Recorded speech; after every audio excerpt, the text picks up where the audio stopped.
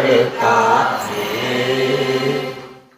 कोई दिक्कत नहीं, पता नहीं, जो खाई राय सो खाई राय, nothing to do, nowhere to go, देखो सुनो मत बोलो, wherever, whenever, whatever you are, be 100% Karnataka, किसी को आओ मत कहो, किसी को जाओ मत कहो, ना कुछ पाना ना कुछ पाना, who asked you live at zero complete level, मौज में रहो, be happy। श्री कृष्णा श्री कृष्णा श्री कृष्णा श्री कृष्णा। गुरुर्ब्रह्मा गुरुर्विष्णुः गुरुर्देवो महेश्वरः, गुरु साक्षात् परं ब्रह्म, तस्मै श्री गुरवे नमः, तस्मै श्री गुरवे नमः।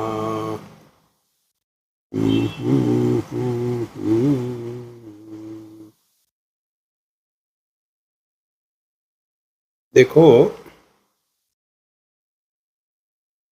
जो विद्यार्थी मेडिकल कॉलेज के बहुत ही रैंक होल्डर्स होते हैं, हमेशा फर्स्ट पोजीशन, या तो फिर वो हो गए कि गोल्ड मेडलिस्ट, हमेशा फर्स्ट, ऐसे जो होते हैं वो कभी भी प्रैक्टिस नहीं करते मेडिसिन की, वो दूसरे को सिखाने में बहुत ही एक्सपर्ट होते हैं।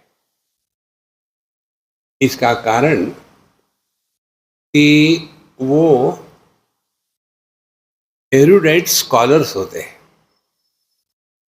इस ज्ञान को जीवन में अप्लाई करना ये अलग बात है, और ज्ञान को प्राप्त करना अलग बात है। इसीलिए जो हम पढ़ रहे हैं, इस ज्ञान को जीवन में अप्लाई करना, इसका क्या अर्थ है, माने कैसे करें, क्या करें। देखो, तो इसलिए हमारा जो सिद्धांत है, अपने हर एक अनुभूति से सीखो। ये हमने कहाँ से सीखा? हमने आपको बताया है, जब बच्चों के साथ हम बात कर रहे थे, एग्जाम्पल दिए थे ध्रुव के, प्रहलाद के, कृष्ण के, उनको जचा नहीं वो, क्या खास बात है। आप बताओ अपने अनुभव। इसी प्रकार से शास्त्रों में जो बताया है, त्रिषु धामसु यद भोग्यम भोक्ता भोगश्च यद भवेत् तेभ्यो विलक्षण साक्षी चिन्मात्रोहम सदाशिवा, कि जागृत स्वप्न सुषुप्ति में ये जो त्रिपुटी होती है, ये त्रिपुटियों से भिन्न, अन्य, विलक्षण, ये जो भोक्ता भोग्य भोग, इसके क्या लक्षण है? भोग के लक्षण क्या है? हमारा मन किसी भी भोग में हमेशा आकर्षित नहीं रह सकता। कोई भी भोग ले लो, माने जो हमेशा नहीं रहता वो हमारा स्वरूप नहीं हो सकता। तो एक हो गया भोक्ता। भोक्ता जो है वो अपने मूड पर भोग करता है। यदि उसका मन प्रसन्न हो तो भोग भिन्न होगा, यदि मन उसका डिप्रेस डिजेक्टेड हो तो भोग वही, लेकिन उसमें उसको रस नहीं आएगा, वो भी बदलता रहता है। और भोग्य वस्तु ये तो नित्य निरंतर परिवर्तनशील है ही। इसीलिए त्रिषु धामसु यद भोक्ता भोग्यम भोगश्च यद भवेत् तेभ्यो विलक्षणः, और ये तीनों अवस्थाओं में लगाना है, जागृत में भी, स्वप्न में भी, सुषुप्ति में भी। इसका कारण ये है कि हर एक अनुभव में ये तीन फैक्टर होते ही है, त्रिपुटी। तो इनसे हमको अलग होना है। तो उसको अलग होना माने क्या करना? अब इसमें चिंतन करो। तो अब अपने जीवन के अनुभूतियों से सीखना है। तो हमने कहाँ सीखा? एक बार हम कहीं खाने के लिए गए, वो हमारी साधना है। खाने के लिए जाओ और झूठ बोलो खाना अच्छा है, उस पाप से निपटने के लिए हम जप करते हैं। तो जहाँ गए खाने के लिए, तो वहाँ उन्होंने कहा कि अभी तो टाइम लगेगा स्वामी जी, 15 मिनट लगेंगे, 20 मिनट। ठीक है, कोई बात नहीं। खाना मिलने का समय था, तो उन्होंने ठीक है हम अखबार पढ़ेंगे। तो उनका एक पुत्र था, 5 साल का, 6 साल का। नहीं नहीं नहीं, आप अखबार नहीं पढ़ेंगे, मेरे साथ खेलो। क्योंकि आजकल जमाने में क्या हो रहा है, हिंदू जमाने में हम दो हमारा आधा आधा। अब उस बच्चे को खेलने के लिए कोई है ही नहीं घर में, 24 घंटे वही यूजलेस मदर फादर। वो क्या करे, ये मत कर वो मत, खेलेंगे थोड़ी उसके साथ। तो हमारे जैसा फ्री मिल जाता है तो खेलो। अब खेलना शुरू कर दिया कैरम। अब वो तो जानता था, हम नहीं जानते थे, तो भी हम कुछ न कुछ घुमा फिरा करके उसको बेवकूफ बना रहे थे। तो उसका ध्यान था मैं स्वामी जी को हराऊंगा, मेरा ध्यान था खाना कब तैयार होता है। मुझे जीत हार से कोई मतलब नहीं था। खेल वो भी रहा था, खेल मैं भी रहा था। देखो, इसी प्रकार से साधु संत इस दुनिया में रहते हैं, हमारे जैसे ही रहते हैं, लेकिन इनको ना कुछ पाना ना कुछ खोना। जब कुछ पाना खोना नहीं है, तो हम 15 मिनट उस बच्चे के साथ ये कैरम क्यों खेल रहे थे? इसलिए कि खाना बनने में समय था, तो 15 मिनट टाइम पास करना था और कुछ नहीं। इसी प्रकार से पूरे जीवन का टाइम पास करना है, कुछ पाना नहीं खोना नहीं। धीरे धीरे आप इतने शांत रहोगे, प्रसन्न रहोगे कि जगत की कोई भी वस्तु, व्यक्ति, देश, काल, परिस्थिति आपको विक्षेपित नहीं कर सकती। तो ये कहां से होता है? सीखो अपनी अनुभूति से। जैसे हम स्कूबा ड्राइविंग के लिए गए थे, तो हमको नहीं आया वो, तो हमने निकाल दिया। और फिर हमने कहा यार हमसे नहीं होता, ये बकवास है।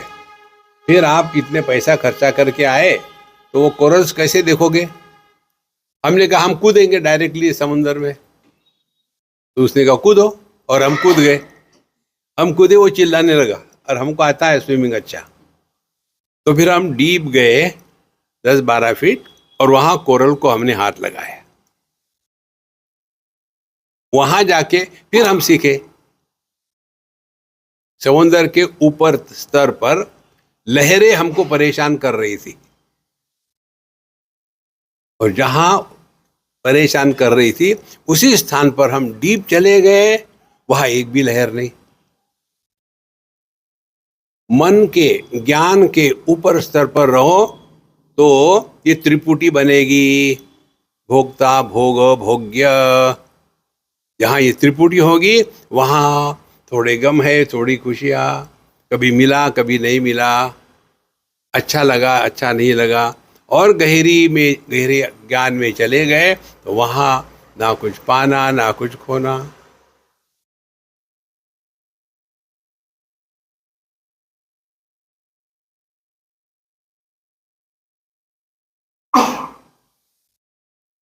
ये आपका जो ज्ञान है, इस ज्ञान में त्रिपुटी नहीं है।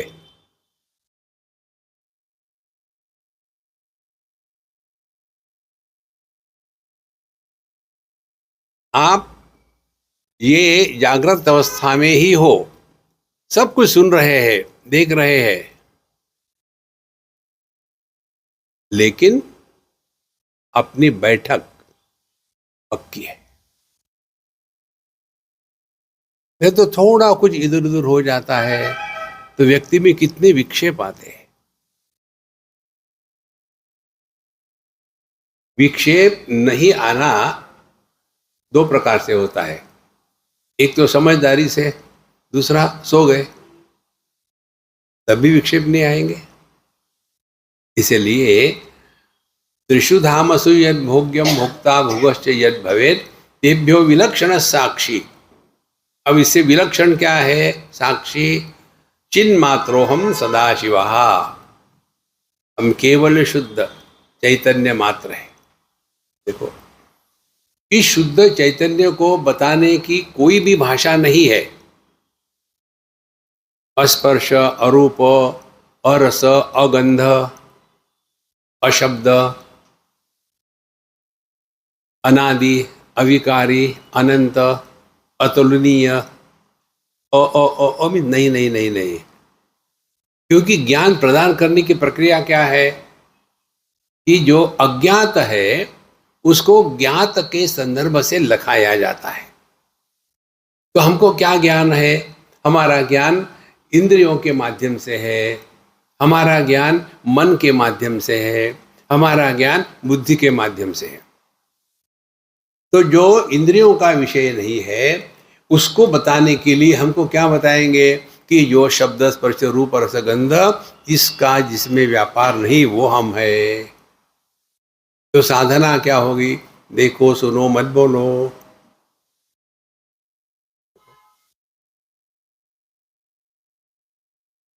ये इतना सहज हो जाता है जीवन।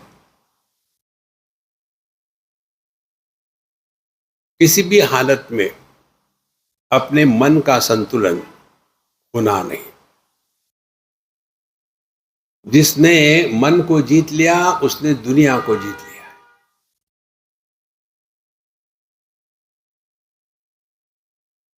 और यदि आप इसलिए शांत नहीं है कि अंदर फ्रस्ट्रेट है, गुस्सा है, लेकिन करे क्या, ऐसा नहीं, सहज शांत है,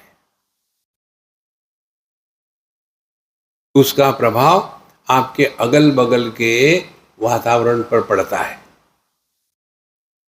जैसे मैग्नेट का एक मैग्नेटिक सर्कल होता है, इसी प्रकार से ये कहते हैं तेभ्यो विलक्षण साक्षी चिन्मात्रोहम सदाशिवा। तो जितने भोग्य है विषय, जितने भोग है और जितने भोक्ता है, इनमें एक ही गुण है कॉमन कि ये हमेशा बदलने वाले हैं, लेकिन हम जो कहते हैं यह अपना स्वरूप है, चिन्मात्रोहम सदाशिवा। लेकिन यहां फिर अहंकार नहीं आया क्या? अहम अहम आया है, लेकिन दो प्रकार के अहंकार है। भगवद गीता में मालूम है सबसे ज्यादा कौन सा शब्द का प्रयोग किया है? अस्मत् प्रत्यय। मयि एव मनादस्व मयि बुद्धिम निवेशय, मयि आय आय आय आय मन मनाव कहा मध्याजी माम नमस्कुरु माम एव ऐशसी। कितना मय है। लेकिन ये मैं हमारा मैं नहीं, विलक्षण।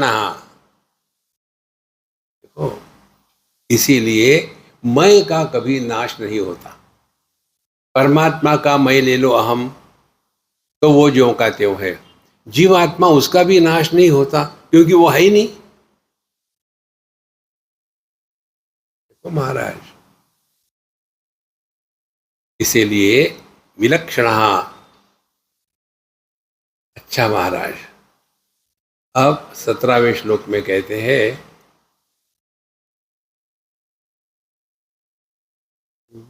17वां तो हो गया, 19वां। मय्येव सकलं जातं मयि सर्वं प्रतिष्ठितं मयि सर्वं लयं याति तद्ब्रह्माद्वयमस्म्यहम्। अब ये बहुत महत्व का सिद्धांत है। मयि ये सप्तमी विभक्ति है, अधिकरणे सप्तमी। मयि माने मुझ में, मत्तः माने मुझसे, मया माने मेरे द्वारा, मया ततमिदं सर्वम जगद अव्यक्त मूर्तिना। तो मयि माने मुझ में, मयि एव मुझ में ही, सकलम जातम जितना भी निर्माण हो रहा है या होगा या हुआ है, मयि एव सकलम सब कुछ मुझ में ही हो रहा है। कौन कह रहा है? आकाश। देखो जो मंत्र आता है, तस्मात् आत्मनः आकाश संभूतः, आकाशाद् वायु, वायोर अग्नि, अग्नेर आपः, अद्भ्या पृथ्वी, पृथिव्या ओषधया, ओषधिभ्यो अन्नम, अन्नात् पुरुषः। अब उसको खींचो पीछे। पुरुष कहाँ से आया? अन्न, अन्न औषधि, औषधि पृथ्वी से, पृथ्वी कहाँ से आई? पानी से, पानी कहाँ से आया? अग्नि से, अग्नि कहाँ से आया? वायु से, वायु कहाँ से आया? आकाश से, आकाश कहाँ से आया?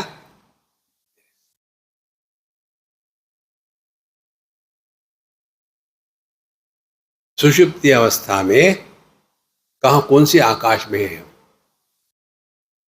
वहाँ ना देश है, ना काल है, ना वस्तु है, फिर भी हम ज्यों का त्यों हैं। मय्येव सकलम जातम। सकलम, जितनी भी कलाएं हैं, बढ़ना, घटना, नाश होना, जन्म होना, जो भी कुछ हो रहा है वो सब मुझ में ही हो रहा है। आकाश कहता है पृथ्वी घूमती है, वहाँ बड़े बड़े भूकंप होते हैं, आग लगती है, समुद्र पर तूफान आते हैं, सब कुछ मुझ में हो रहा है। मयि एव सकलम जातम। और मयि सर्वम प्रतिष्ठितम, और वो मुझ में ही रहता है। और फिर वापस कहा मयि एव लयम याति, मयि सर्वम लयम याति, सबका सब मुझ में ही वापस आ जाता है।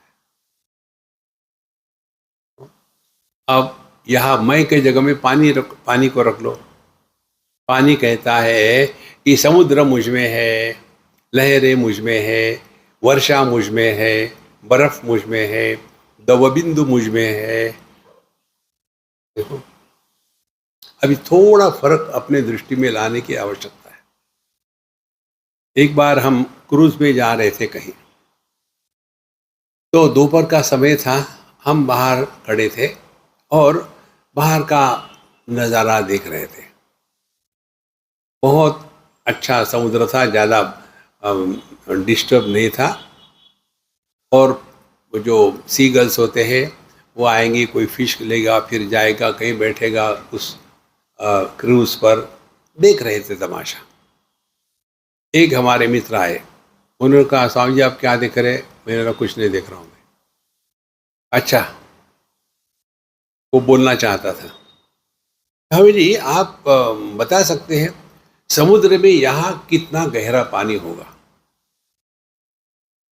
तो हमने कहा हम मूर्ख प्रश्न के उत्तर नहीं देते। स्वामी जी इसमें क्या मूर्खता है? समुद्र में पानी है कि पानी में समुद्र है? समुद्र नाम की कोई कटोरी है क्या कि जिसमें पानी रखा है? स्वामी जी वेदांतों को स्विच ऑफ कर दीजिए।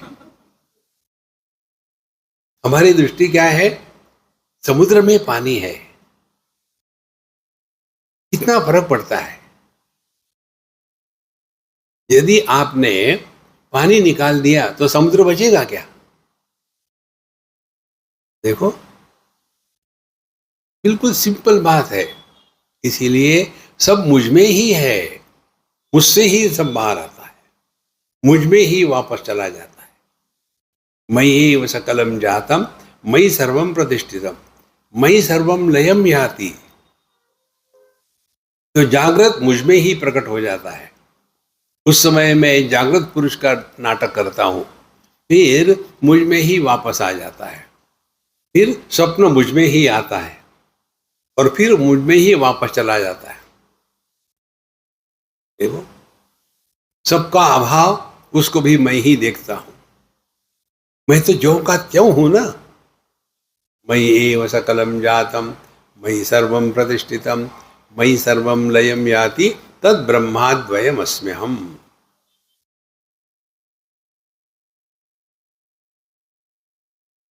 अब इसको अपने जीवन में लगाओ। जितने रूप रंग है ये कहाँ से आते हैं? ये दृष्टि से प्रकट हो जाते हैं, दृष्टि में ही रहते हैं। और जब दृष्टि बंद करी, वो कहाँ गए? वो वापस आ गए।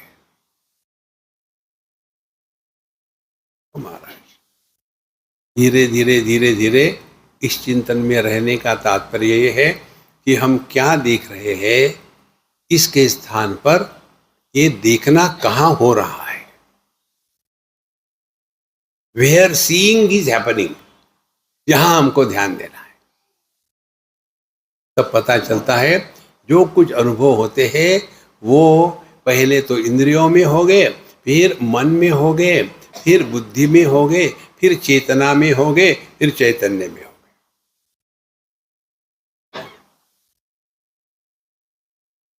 जब कोई व्यक्ति कोमा में हो तो चैतन्य की अभिव्यक्ति उस व्यक्ति में केवल जीवन तक, चेतना तक ही हुई है। चेतना के आगे मन, मन के आगे इंद्रिय, इंद्रिय के आगे जगत, ये जो अगला भाग है वो जिसी भी कारण से हो स्विच ऑफ हो गया है, चेतना मात्र है। और इसीलिए उसके लिए जगत नहीं है, इसीलिए वो कभी दुखी नहीं होता। कोमा में रहने वाला व्यक्ति दुखी नहीं होता, जिसको बिल पे करने हैं वो दुखी होता है। देखो संतो, करना कुछ नहीं है, केवल अपने फोकल लेंथ को एडजस्ट करना है। मयि एव सकलम जातम, मयि सर्वम प्रतिष्ठितम। तो हमारे दुख का कारण दुनिया नहीं। यदि आप अध्यात्म के मार्ग पर चल रहे हो ना, यदि आपके पास ड्राइविंग लाइसेंस है तो आप ट्रैफिक को लेकर के गुस्सा करना बंद कर दोगे। आपके पास ड्राइविंग लाइसेंस है लेकिन आपको अपनी ही गाड़ी चलाने में कॉन्फिडेंस नहीं है, तो फिर ट्रैफिक को लेकर के गुस्सा करेंगे।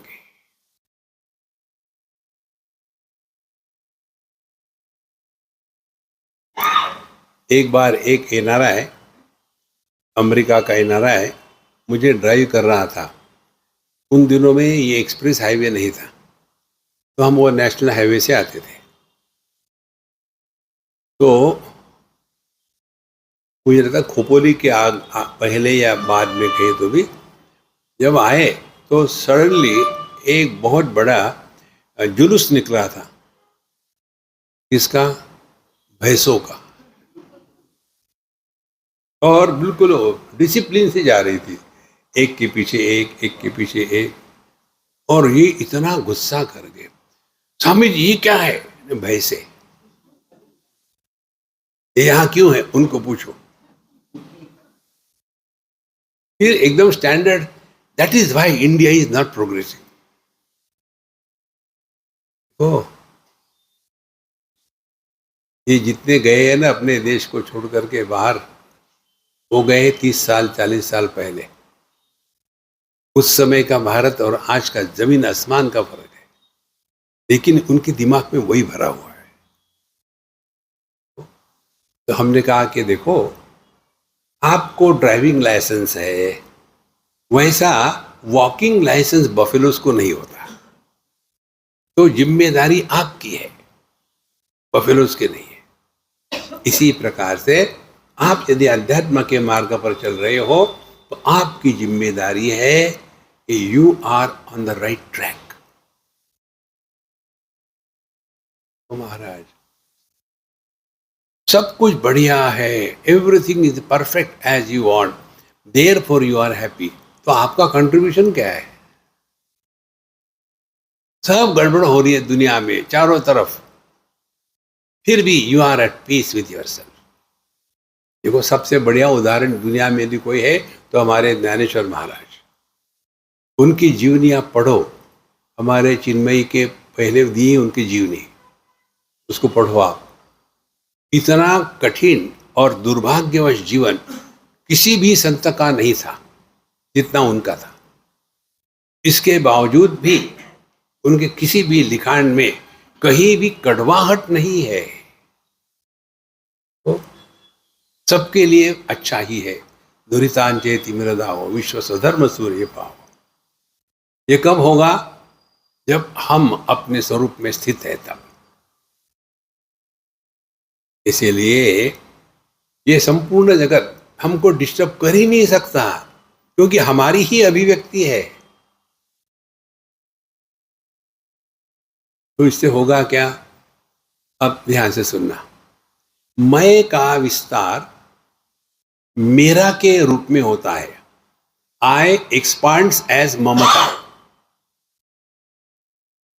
मैं का विस्तार हो गया, उस विस्तार को ममता कहते हैं।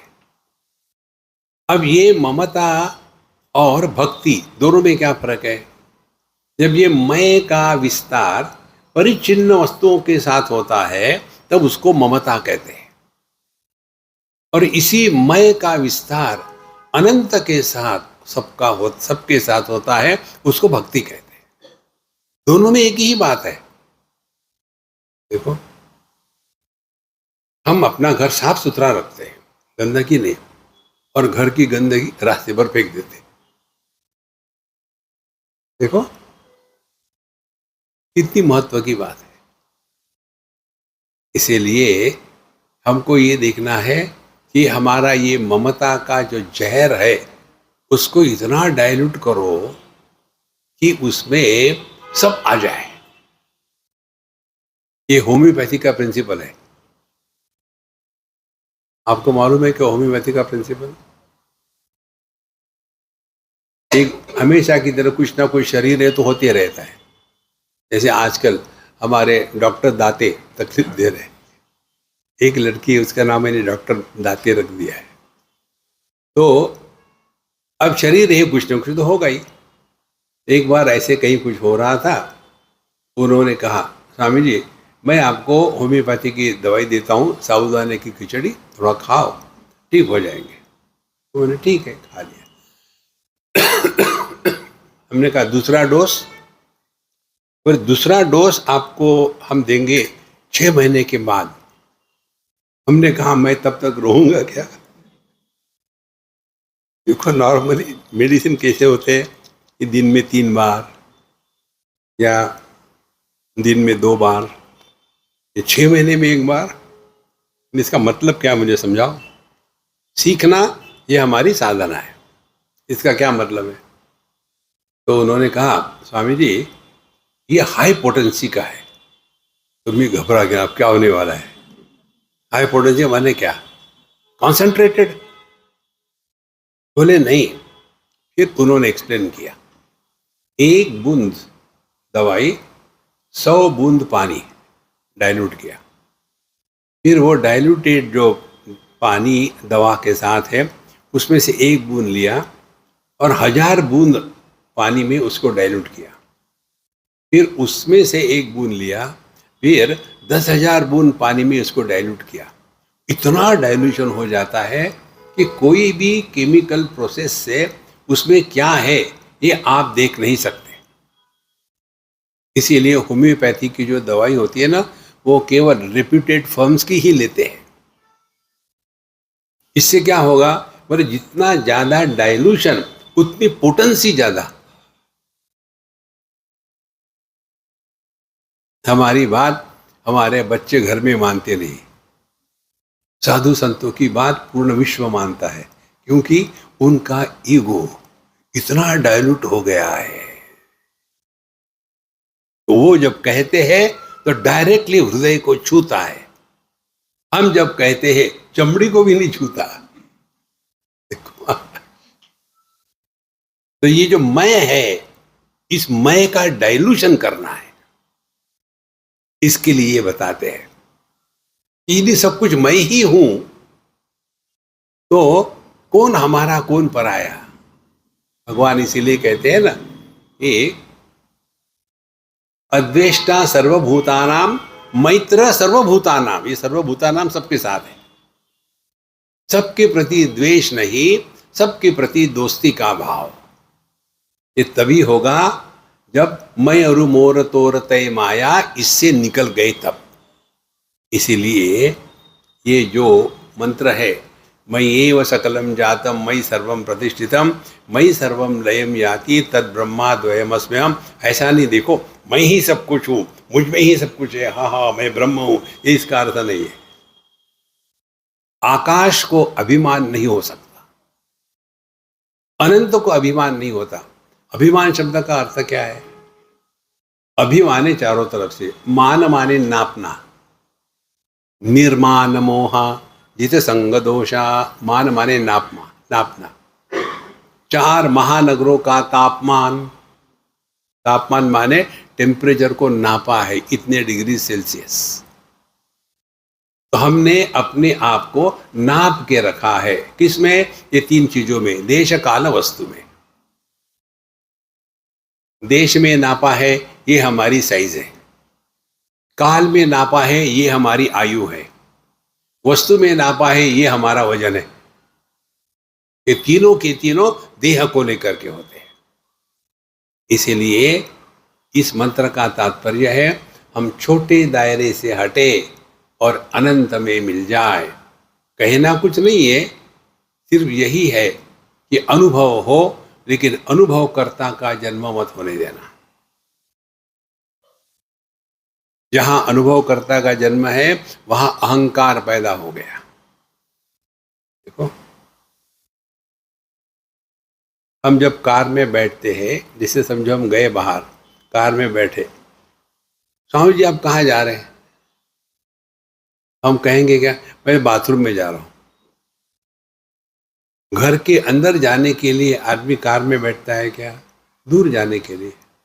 इसी प्रकार से जब हम अहंकार में बैठते हैं तो अपने से दूर चले जाते हैं। धीरे धीरे सूक्ष्मता से ये ज्ञान हमको अपने जीवन में अप्लाई करना है, नहीं तो केवल प्रवचन देंगे और उसके बाद वही फ्रस्ट्रेशन, वही डिस्गस्ट, वही दुख, वही अपना पराया, इन सब से अपने को मुक्त करना है। ये तभी होगा जब ये समझ में आता है भगवान राम का अयोध्या, भगवान कृष्ण की द्वारका, उसका कोई ठिकाना नहीं। आपका हमारा 1 BHK कितना उसमें फंसे है। सबका उपयोग करो खूब बढ़िया से, लेकिन उसके नीचे इतने दब जाते हैं कि मानो यही सब कुछ है।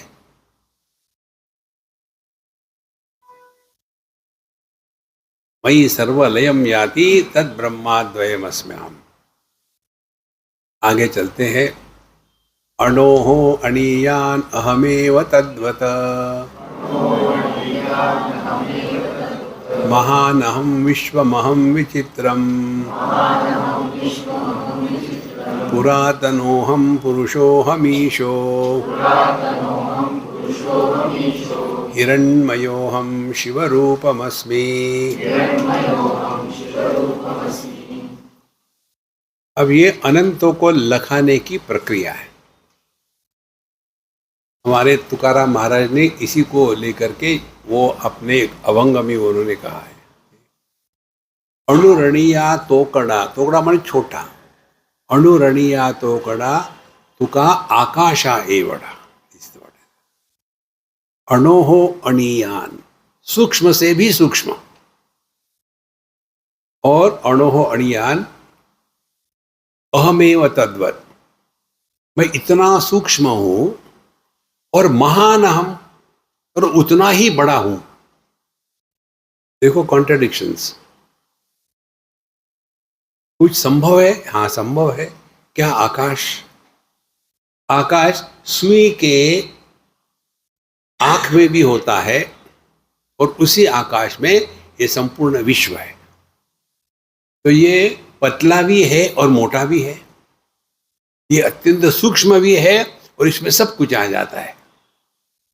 अब इसको यदि ग्रहण करना है तो उसको एक ही टेक्निक है, वो ये है कि आकाश के क्या गुणधर्म है। सबसे महत्व का गुणधर्म, आकाश किसी का तिरस्कार नहीं करता, सबको आधार देता है और किसी के भी द्वारा प्रभावित नहीं होता।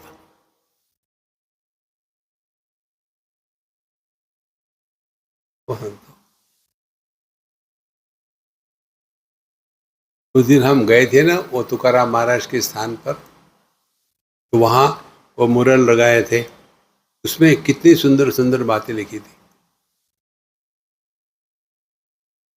ये तभी हो सकता है कि जब व्यक्ति इन दो बातों से हट गया। पहली बात आकार,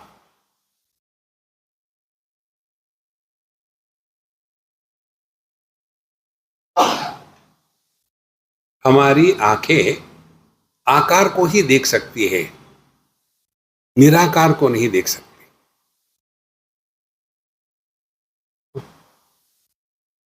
एक बार एक मिनिस्टर डॉक्टर के पास गया, चश्मा लगा दे यार। ये जो मिनिस्टर होते हैं ना, विशेष करके महाराष्ट्र के, ये उनकी बोलने की स्टाइल है। गुंडागर्दी में ऐसे ही होता है। तो हाँ जी सर, आई बैठिए। उसके बाद उसने वो दिखाया, हाँ पढ़ो, पहली नहीं पढ़ सकते, नहीं दूसरी नहीं तीसरी नहीं पढ़ सकते। फिर उन्होंने बड़े किए फॉन्ट, अब पढ़ो, नहीं पढ़ सकते। तो क्यों नहीं पढ़ सकते? अंग्रेजी नहीं आती। कौन है? Education minister. धन्यवाद। देखो, तो हमारे आंखें आकार को ग्रहण कर सकती है, निराकार को नहीं। हमारा मन आकार को ग्रहण कर सकता है, निराकार को नहीं। हमारी श्रवण शक्ति आकार को ग्रहण कर सकती है, निराकार को नहीं। तो क्या साधना होगी ये समझने के लिए? अणोहो अणियान अहमेव तद्वत् महान अहम विश्वमहम विचित्रम। इस साधना क्या होगी? अपने मन को निराकार निर्विशेष यह विषय ध्यान करने के लिए दो। तो मन को विषय दे दो। जैसे आप आंखों से खोल के बैठे हैं, सब कुछ दिख रहा है, लेकिन हमको अपने दृष्टि को निराकार रखना है। तो क्या होगा? देखेंगे सब आकार दिख रहे हैं, लेकिन किसी भी आकार विशेष का हमारे मन पर, दृष्टि पर कोई प्रभाव नहीं। तो फिर उनको रहने तो क्या फर्क पड़ता है?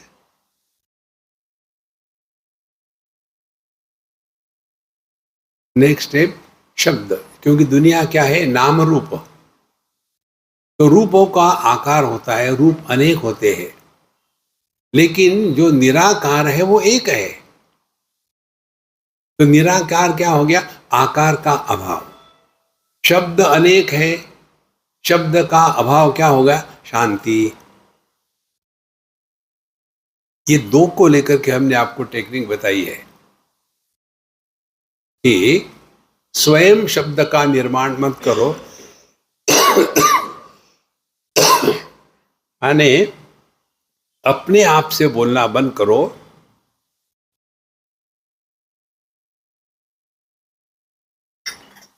तो आपने आधी बैटल जीत ली है, आधी लड़ाई जीत ली है। अपने आप से बोलना बंद करो। दूसरी बात, अब शांति का माने शब्द के अभाव का श्रवण करो। अब शब्द के अभाव का श्रवण नहीं हो सकता, तो फिर क्या करें? शब्द के प्रति उदासीन रहो।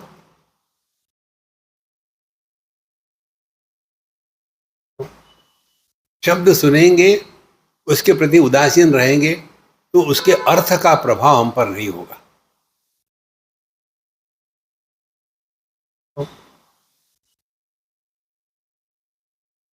धीरे धीरे ये अभ्यास करते करते हम अत्यंत सूक्ष्मता में पहुंच जाते हैं। जो व्यक्ति इस सूक्ष्मता में पहुंच जाता है उसके सामने ये दुनिया के विषय, वस्तु, व्यक्ति ये अपने आप गायब हो जाते हैं।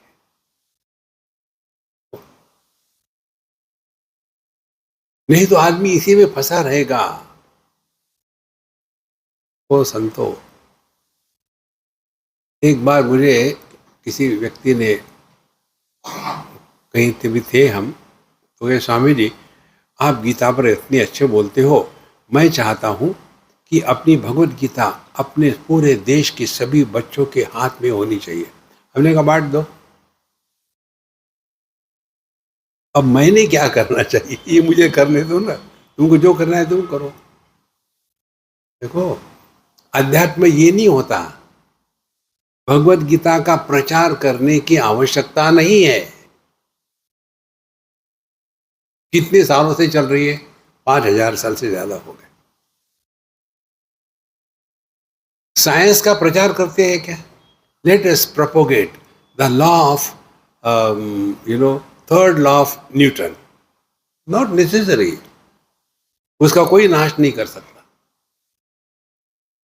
देखो संतो, इसीलिए अध्यात्म अपने उद्धार का मार्ग है। अध्यात्म ये सोशल वर्क नहीं है, समाज सेवा नहीं है। समाज सेवा, सोशल वर्क साधु संतों के माध्यम से हो जाती है। जैसे गाय दूध के लिए रखते हैं, गोबर और गोमूत्र फ्री में मिल जाता है। कई लोग गोमूत्र भी बिजी होते हैं, वही उनका ध्यान रहता है। एक बार हम औरंगाबाद जा रहे थे इसी के कार में, और सामने वो ड्राइवर और जो वहाँ के मालिक थे वो बैठे थे, जरा मोटे थे। बोले स्वामी जी मेरे सामने बैठो। ठीक है, कहीं भी बैठो। पीछे मैं और एक उनकी माँ या पत्नी जो भी होगी वो थी। बीच में गाड़ी थोड़ी गड़बड़ हो गई तो रुक गए। रुकने के बाद हमने चलो हाथ पैर सीधे करते हैं। वहाँ हमने कैटल फार्म देखा। हमने सोचा चलो टाइम में घूम के आते हैं, टाइम पास करना है। तो बूढ़ा हुआ आई, स्वामी जी आप क्या कर रहे हैं? मैंने कुछ नहीं कर रहा हूँ, मैं घूमने जा रहा हूँ। वह क्या, वहाँ क्या है? मैंने देखो गाय का फार्म है। गाय का फार्म है? हाँ, रुको रुको रुको रुको। गई कार में से 2 लीटर की पानी फ्रेश जमीन पे फेंक दिया और खाली करके आ गई। तो स्वामी जी चलो, मुझे कई दिनों की इच्छा थी कि गोमूत्र को इकट्ठा करूं।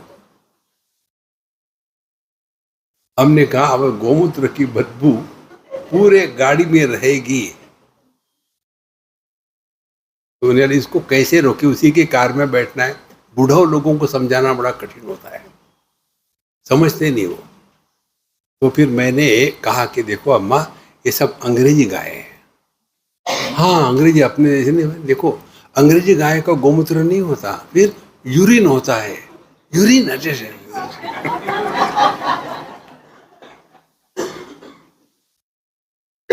अरे यार, दूध की तरफ ध्यान दो ना, एक कचरे की तरफ क्यों ध्यान दे रहे हो? तो जैसे गोबर और गोमूत्र ये कचरा है, उसी प्रकार से ये बाकी की चीजें ठीक है अपने जगह, लेकिन हमको उसमें अपने जीवन को नष्ट नहीं करना। तुलसीदास जी महाराज ने रामचरितमानस लिखा, रामायण का प्रचार करने के लिए नहीं लिखा। वो स्पष्ट कहते हैं, स्वांत सुखाय तुलसी रघुनाथ गाथा। भगवान राम के नाम का प्रचार हम करेंगे क्या? जगजीवन राम। इसीलिए अणोहो अणीयान महतो महीयान आत्मा से जंतो निहितो गुहायाम तमक्रतु पश्यति वीत शोकः। महिमानम आत्मना, कठोपनिषद का मंत्र है, सब जगह में वही आता है। सो अणोहो अणियान अहमेव तद महान अहम विश्वमहम विचित्रम, मैं ही सब कुछ बना हूं। और पुरातनोहम, पुरातनोहम का तात्पर्य हमारा कोई आदि मध्य अंत नहीं, हम ज्यों के त्यों हैं, पुरातन। और पुरुषो हमीशा, पुरुष शब्द के दो अर्थ हो गए यहाँ। एक है पुरीशयनाद पुरुषः, जो पुरी माने देह, नवद्वारे पुरे देही नैव कुर्वन्न कारय, तो देह को पुरी कहते हैं, और इस देह में जो रहता है उसको पुरुष कहते हैं। अभी देह में दो पुरुष रहते हैं, दो इमो पुरुषो लोके, दो पुरुष रहते हैं। मुंडकोपनिषद में एक मंत्र आता है, द्वा सुपर्णा सयुजा सखाया समानम वृक्षेम परिशस्य जाते तयो अन्यहा पिप्पलम स्वादुमत्ति अनश्नन अन्यहा अभिचाकशीति। एक वृक्ष है, उसके एक डाली पर दो पक्षी बैठे हैं। एक पक्षी उस वृक्ष के फल चख करके कभी खुश होता है, कभी दुखी होता है, और अन्य अनश्नन, दूसरा जो पक्षी है वो कुछ खाता पीता नहीं, सिर्फ देखता है तमाशा। ये दो पक्षी कौन है? सयुजा सखाया, वो हमेशा साथ रहते हैं, जैसे बिंब और प्रतिबिंब, ये कभी अलग नहीं होते। देखो, अब ये बिंब और प्रतिबिंब में फर्क क्या है? प्रतिबिंब किसी एक उपाधि में प्रकट होता है। समझो हम पानी के किनारे खड़े हैं और पानी एकदम शांत है, और झुक करके हमने अपने चेहरे को पानी में देखा, तो हमारा चेहरा हो गया बिंब, और पानी में जो दिख रहा प्रतिबिंब। अब वो जो मीडिया है, पानी है, जिसमें हमारा चेहरा प्रकट हो रहा है, यदि वो पानी हिलने लगा तो प्रतिबिंब भी मानो हिलने लग जाता है। यदि समझ में आ गया, एक ही परमात्मा हमारे ये इंद्रिय मन बुद्धि के माध्यम से प्रकट हो रहा है। तो जो प्रकट हो रहा है वो प्रतिबिंब है, और जो प्रकट हो गया है माने दो, परमात्मा बिंब है और जीवात्मा प्रतिबिंब है। आदमी बिंब है और पति प्रतिबिंब है, पिता बिंब है, पुत्र प्रतिबिंब है। तो ये दो जो है, इसमें से जो प्रतिबिंब है वो दुखी होगा, बिंब को कुछ नहीं होता। देखो, इसीलिए एक पक्षी जो है ये पेड़ के फल खा के सुखी दुखी होता है, दूसरा नहीं खाता, देखता है मजे से।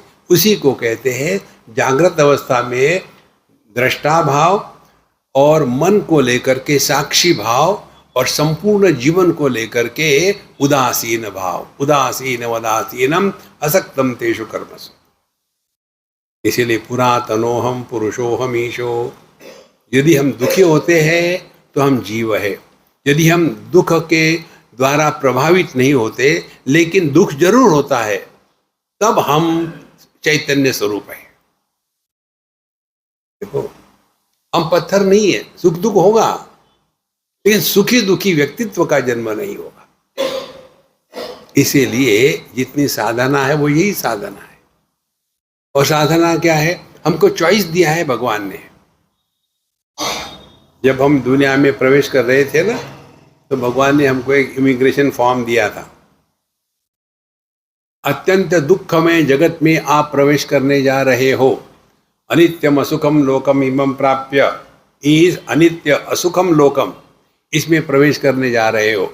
और एक हमको इमिग्रेशन फॉर्म दे दिया था, प्रश्न पूछा था, क्या तुम दुखी होना चाहते हो? ऑप्शन दिए थे, हाँ या ना। जिन्होंने ठीक है हाँ, जिंदगी भर आपको दुख मिलेगा।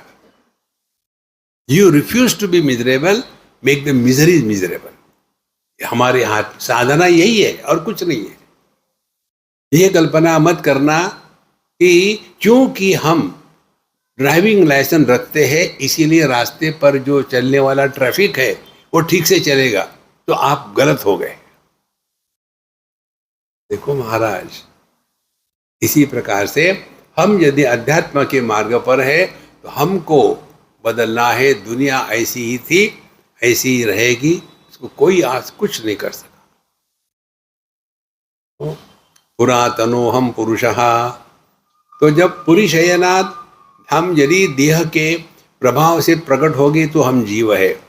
हम देह में प्रकट होते हुए भी देह के प्रभाव से मुक्त है तो हम परमात्मा है। पूर्णत्वात् पुरुषः, यह परमात्मा और पुरुषयनात् पुरुषः दोनों एक ही है। देखो, जैसे जो बल्ब का प्रकाश है, ये प्रकाश क्या है, इसमें दोनों है, बिजली भी है प्रकाश भी है। तो प्रकाश कम ज्यादा होगा, बिजली ज्यों की त्यों है। बिजली को ना तो आप निर्माण कर सकते ना नष्ट कर सकते।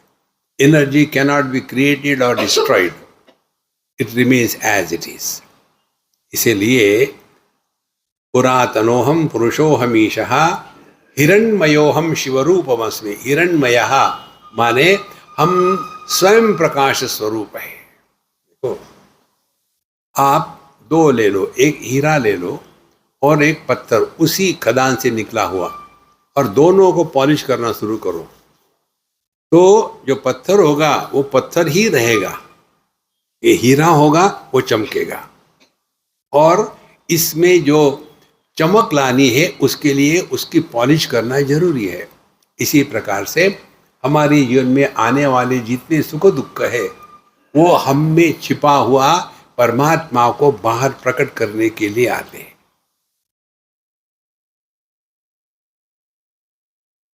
इसलिए ये बहुत महत्व की बात है।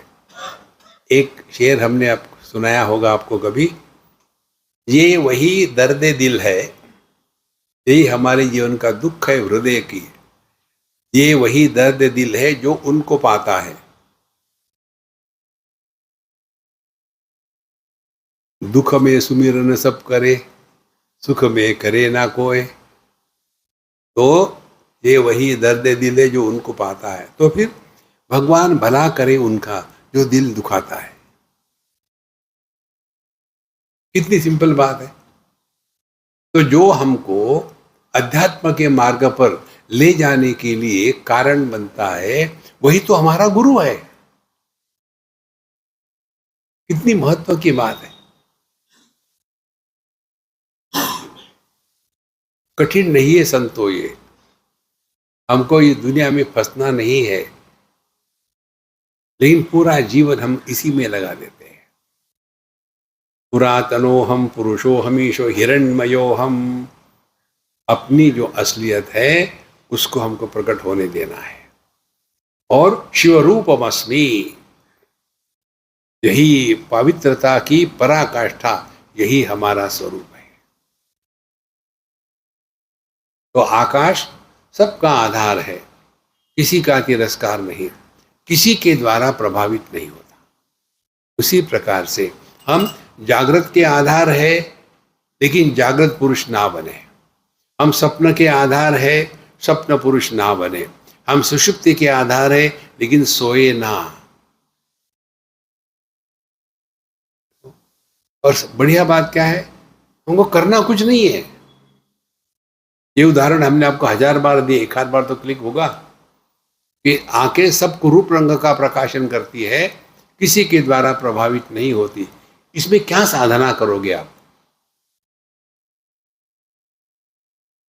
कितनी आके चले गए हमारे जीवन में, हम जो के त्यों है।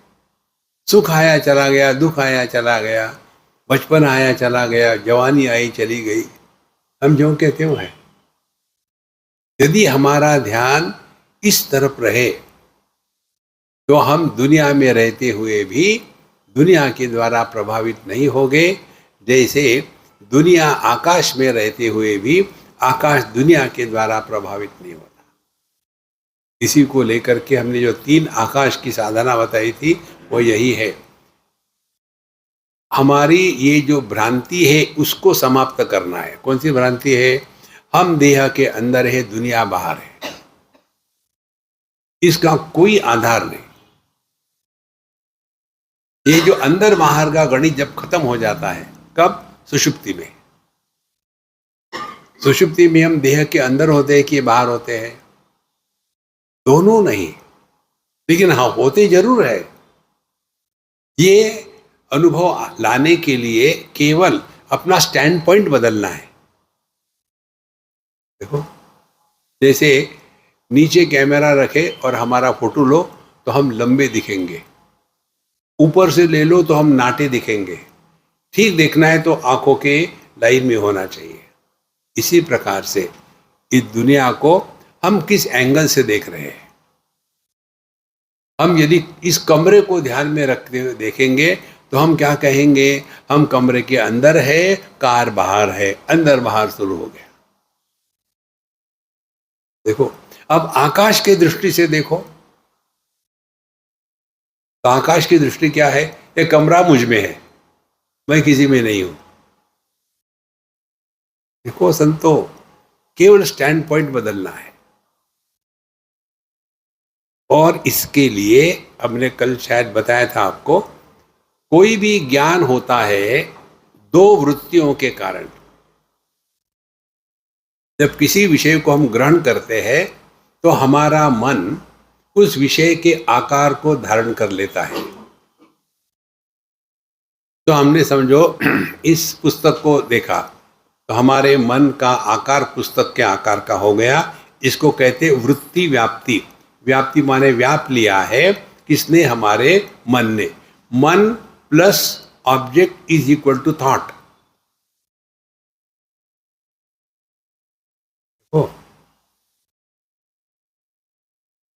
एक उदाहरण ले लो समझने के लिए।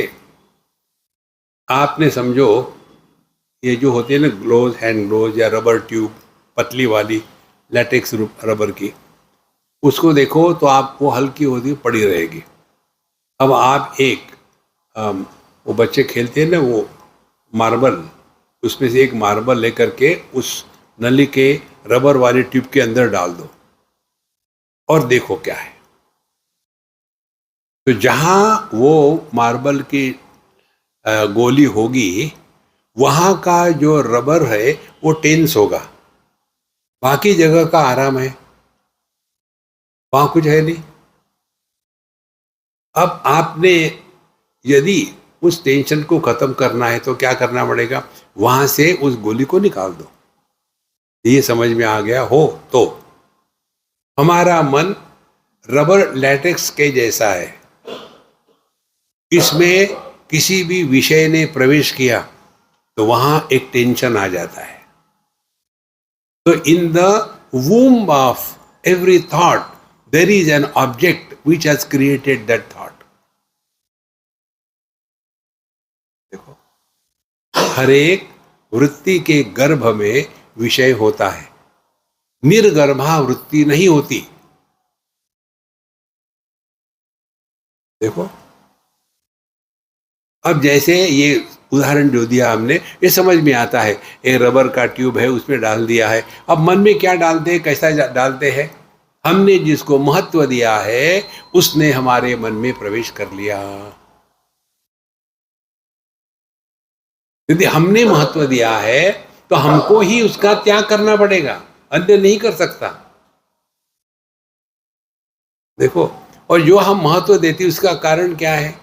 उसका कारण ये है कि ये वस्तु अच्छी है, ये सुख का साधन है, मेरे पास नहीं है, ये वस्तु नहीं मिली तो क्या है जीवन? शादी करूंगा तो इसी से करूंगा, नहीं तो मैं आत्महत्या कर लूंगा। मरो, अच्छी बात है। तो क्या हो गया? उस लड़के के मन में उस लड़की ने प्रवेश कर लिया। देखो कितनी सिंपल बात है।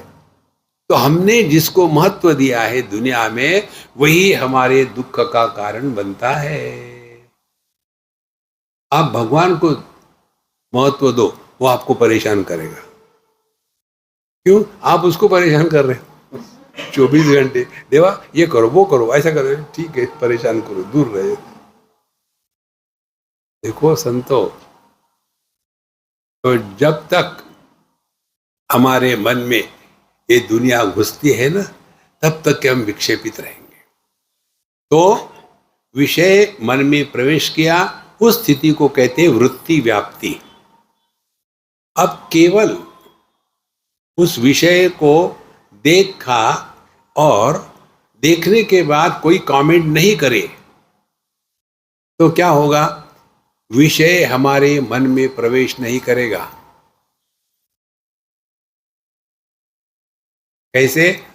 जैसे दर्पण में जो प्रतिबिंब होता है, प्रतिबिंब तो होता है, लेकिन दर्पण उस पर कोई रिएक्शन नहीं करता। चाहिए नहीं चाहिए, अच्छा है बुरा है, आवश्यक है अनावश्यक है, योग्य है अयोग्य, कुछ भी नहीं, नो रिएक्शन। नो रिएक्शन माने क्या? देखो सुनो मत बोलो। तो देखना सुनना समस्या नहीं है। ये जो वृत्ति व्याप्ति होने के पश्चात माने विषय को देखा, उसके बाद फल व्याप्ति। फल व्याप्ति माने फिर हमारी कमेंट्री शुरू हो गई, ये अच्छा है बुरा है इत्यादि। जब ये बात समझ में आती है तब अगली बात समझ में आएगी। क्या समझ में आएगी? तो वास्तविक क्या होगा? जिस मन में ये विषय है वृत्ति व्याप्ति, उसी मन में फल व्याप्ति। विषय रूप बाहर होते हैं, विषय का ज्ञान हमारे मन के अंदर होता है और हमारे अंदर होता है। इसीलिए मैं देह के अंदर हूं, जगत बाहर है। तो जब तक के ये रहेगा तब तक के संसार है। अब यदि हमने दृष्टि बदल दी, क्या कि ये देह मुझ में है, मैं देह में नहीं हूं,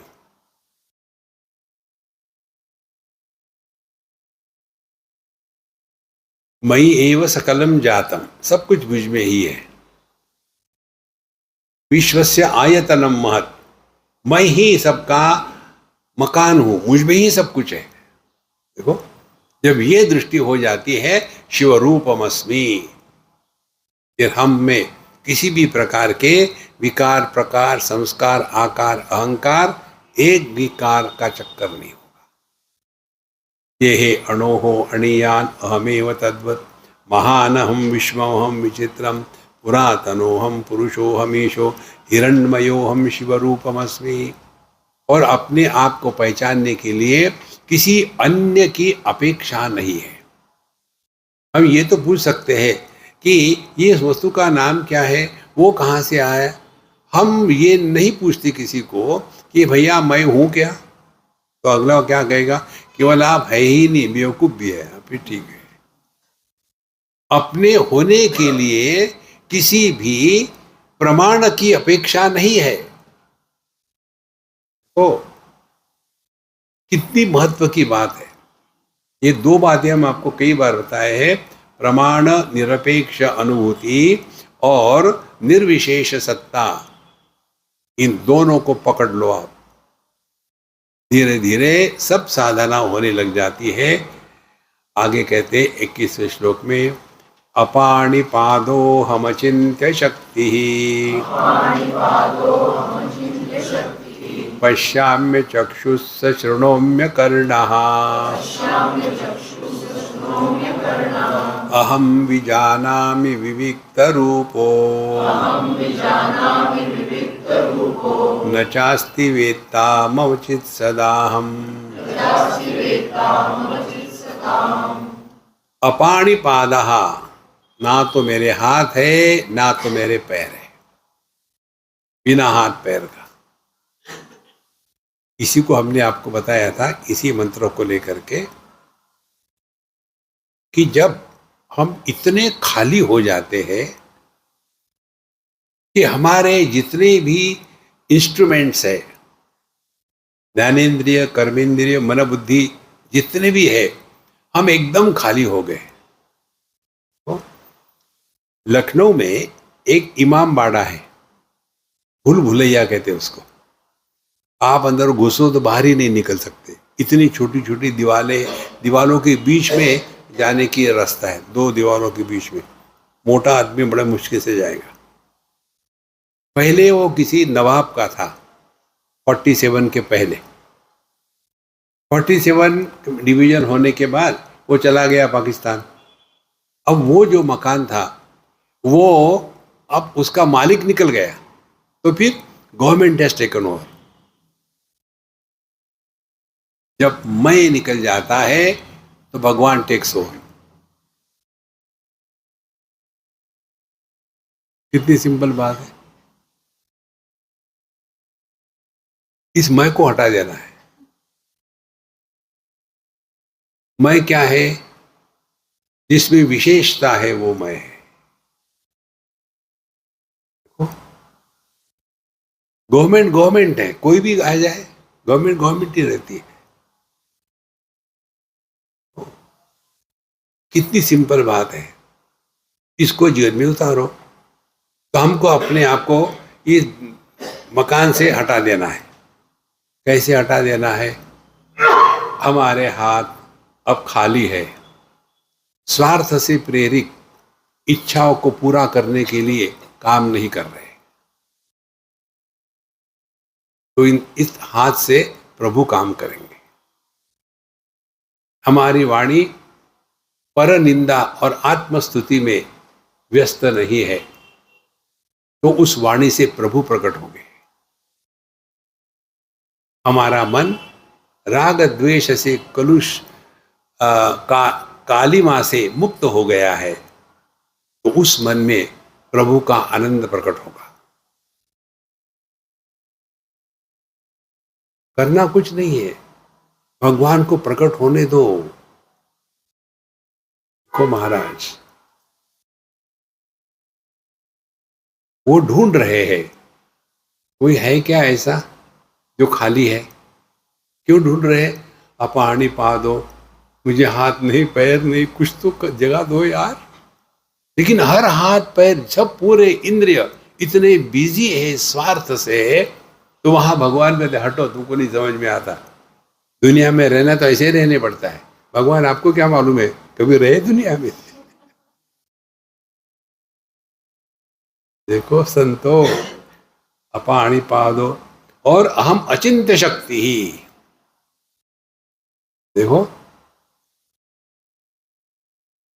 तुकाराम महाराज ने इतना सारा लिखा, कितने लोगों का उसमें भला हो गया, क्योंकि वो स्वयं के लिए नहीं जिए, उनके माध्यम से भगवान प्रकट होते। तो ये ओवरनाइट नहीं हुआ। हम लोग गए थे ना वो भंडारा डोंगर, वहां उन्होंने एक बार दो बार नहीं, वो नाथ भागवत जो है, भागवत महापुराण का 11वां स्कंद, उसका उन्होंने सूक्ष्मता से अध्ययन किया। और अध्ययन का तात्पर्य इतना ही है, छोटे मैं को डिलीट करो, पूर्ण मैं प्रकट हो जाएगा। तो परमात्मा क्या है? जो स्वार्थ से प्रेरित होकर के कुछ नहीं करता, फिर उसमें अचिंत्य शक्ति प्रकट हो जाती है। कितनी बड़ी बात है। अपाणी पादो अहम अचिंत्य शक्ति और पश्यामि अचक्षु, मैं बिना आंखों से देखता हूं। इसको आप केनोपनिषद में ले जाओ, वहां 5 मंत्र आते हैं। एक मंत्र, यश चक्षुषा न पश्यति येन चक्षुगंशि पश्यति तदेव ब्रह्मत्वं विद्धि नेदम यदिदमुपासते। जो आंखों का विषय नहीं है, लेकिन जिसके कारण आंखों में देखने की क्षमता आती है, वो ब्रह्म है। वो ब्रह्म तुम हो, इसको केवल जानो, करो कुछ मत। यन मनसा न मनुते येन आहुर्मनोमतम तदैव ब्रह्मत्वं विद्धि नेदम यदिदमुपासते। जो मन का विषय नहीं है, लेकिन जिसके कारण मन में मनन करने की क्षमता आती है, वो ब्रह्म है। वो ब्रह्म तुम हो, इसको तुम जानो, करो कुछ नहीं। नेदम यदिदम उपासते, ये घंटी बजाना छोड़ दो।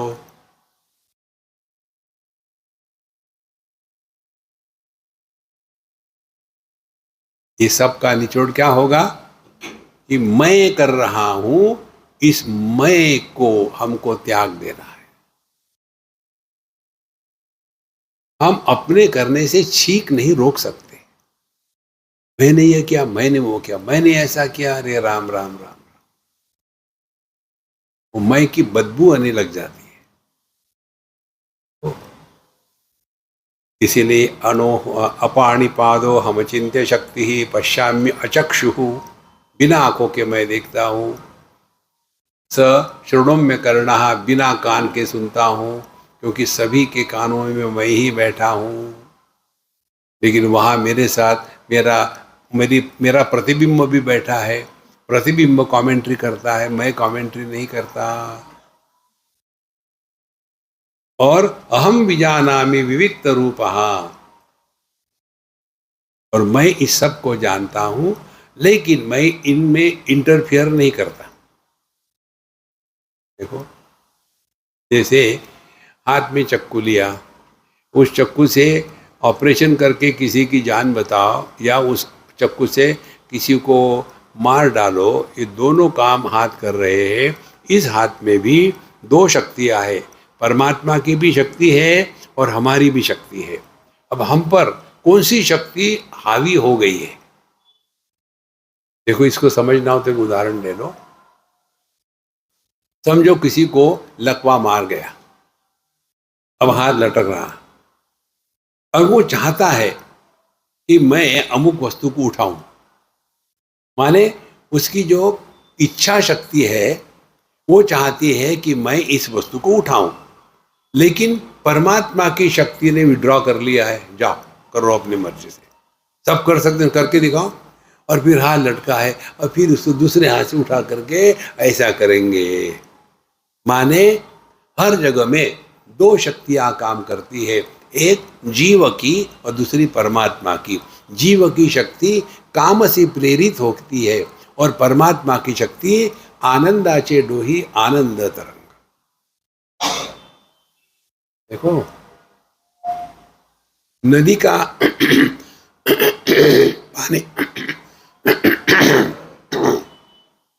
नदी का पानी भी बहता है, हिलता है, डोलता है, और समुद्र का पानी भी हिलता डोलता है। दोनों में फर्क क्या है? नदी के पानी की आवश्यकता है समुद्र को मिलने के लिए, इसीलिए वो दौड़ रहा है। और समुद्र का पानी परिपूर्णता की, परिपक्वता की पराकाष्ठा है। ऐसा थोड़ी है और समुद्र में पहुंच गया और पड़े हैं मरे हुए। नहीं नहीं नहीं नहीं, एकदम आनंद ही आनंद है।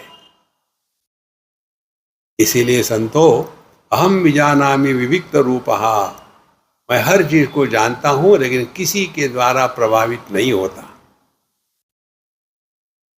ऐसा जो मैं है, न चास्ति वेत्ता मम चित सदा हम, यह जो चित स्वरूप मैं हूं मुझे कोई नहीं जान सकता। जहां जानने वाला जाना गया, ये भेद समाप्त हो जाता है, वह मैं हूं। देखो, ध्यान में भी यही कहते हैं, ध्यातृ ध्याने परित्यज्य। ध्यान करने वाला और ध्यान दोनों जब बंद हो जाते हैं, तब जाकर के हमको यह द्वैत का संसार पूरा हो गया। धीरे धीरे ये बात जैसे जैसे गले उतरते हैं ना, इस परिपक्वता में व्यक्ति के जीवन से ये करना है वो करना है, ये जो परेशानी है वो मुक्त हो जाती है। तो nothing to do, nowhere to go, ना कुछ पाना ना कुछ खोना, सब हो रहा है महाराज। इससे ये होगा कि जब ये मैं कर रहा हूं, ये मैं हट जाता है ना, तब प्रभु टेक ओवर करते हैं।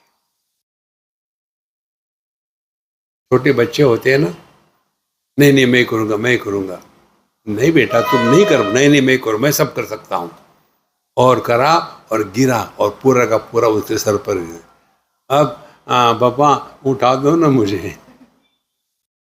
देखो, इसीलिए संतो अपने में जो परमात्मा तत्व है उसको पहचाने। उसको पहचानना माने ये छोटा आय को हटा दो और परमात्मा को प्रकट हो। परमात्मा क्या है? न मे द्वेषोस्ति न प्रियः। इस दुनिया में दोस्त दुश्मन निर्माण मत करो, फिर कैसे रहो? Life is a time pass. ओम पूर्णमदः पूर्णमिदं पूर्णात् पूर्णमुदच्यते पूर्णस्य पूर्णमादाय पूर्णमेवावशिष्यते। ओम शांति शांति शांति। हरि ओम। श्री गुरुभ्यो नमः। हरि ओम।